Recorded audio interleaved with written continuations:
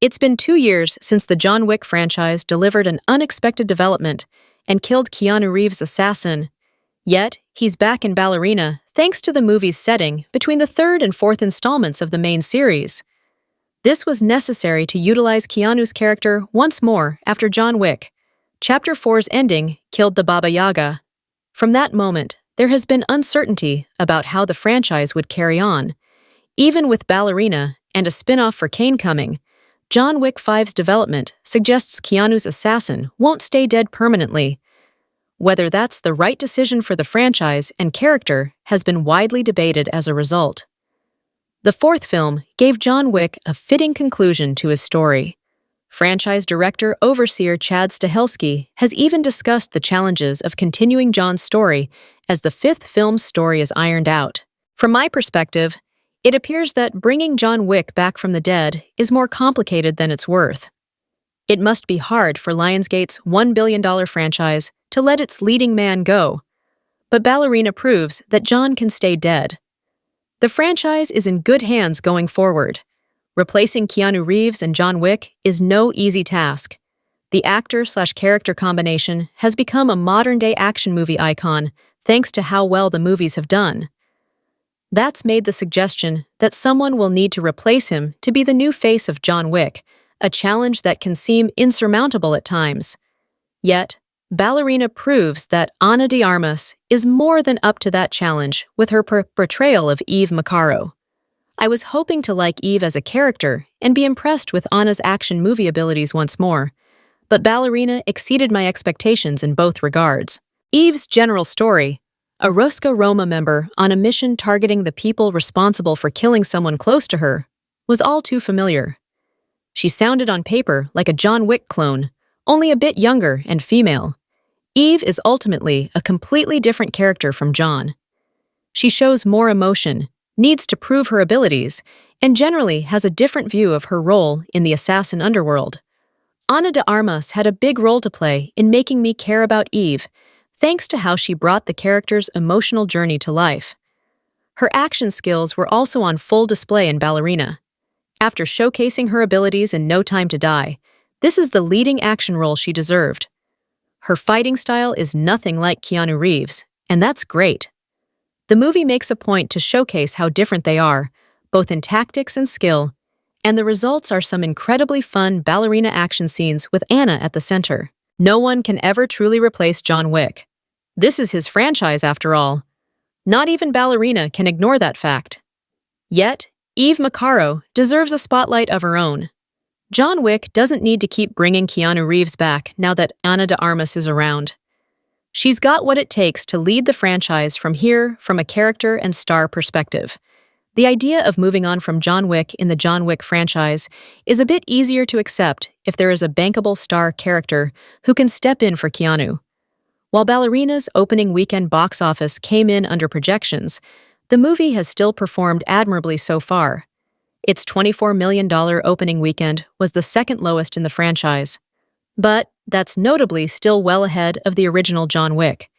In fact, Ballerina made more in its first 3 days domestically than the franchise starter did in a full week. Ballerina has not been an undisputed box office hit so far, and it'd be easy to look at it as a disappointment based on more recent franchise installments.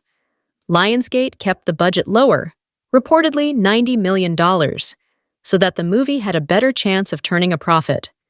Whether it makes the estimated $225 million necessary to do that remains unclear. There's even a good chance it doesn't, unless it has really strong legs. Yet, the movie is still a good performer for a franchise spin-off. It's only a matter of time before Ballerina surpasses John Wick at the box office, both domestically and worldwide. Keanu may be headlining a $1 billion franchise now, but it didn't start off with huge returns.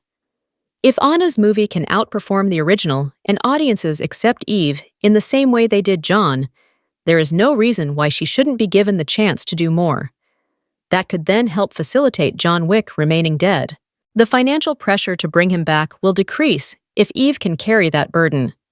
Losing Keanu Reeves in front of the camera would be a seismic change for the John Wick franchise. Even Ballerina couldn't resist bringing him back thanks to its timeline. But even if Keanu's time playing John Wick is done, that doesn't mean the franchise is totally resetting.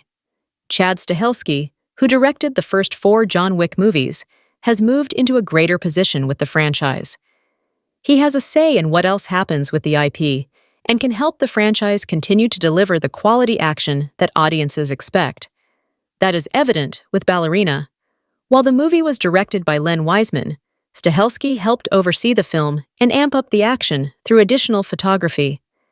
He ensured that Ballerina's action scenes would not disappoint and continued to display the creativity that has been a key element to the previous films.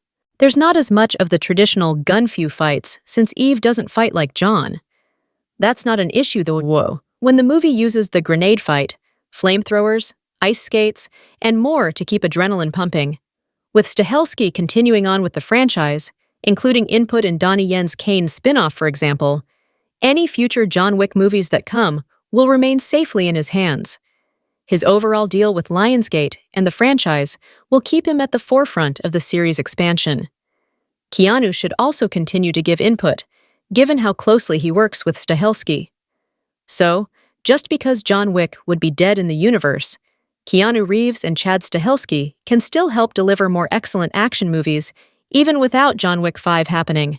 The combination of interest in Eve as a character, Ana de Armas as a star, Ballerina's solid box office, and the continued involvement of Chad Stahelski should make it a lot easier for Lionsgate to let John Wick, the character, stay dead, even as John Wick. The franchise continues on. This movie is proof that there is interest in seeing the world expand beyond the titular assassin. The plot holes created with John Wick's Ballerina return even made me realize the movie would have been better off without him. That thought has now expanded into his future in the franchise overall. Reversing John Wick's death is a complicated decision that risks making John Wick, Chapter 4, less satisfying and creates more challenges whenever it comes time to give the character an ending again. The John Wick franchise has done a great job of fleshing out the world beyond Keanu's character, and there's now an opportunity to let it continue on.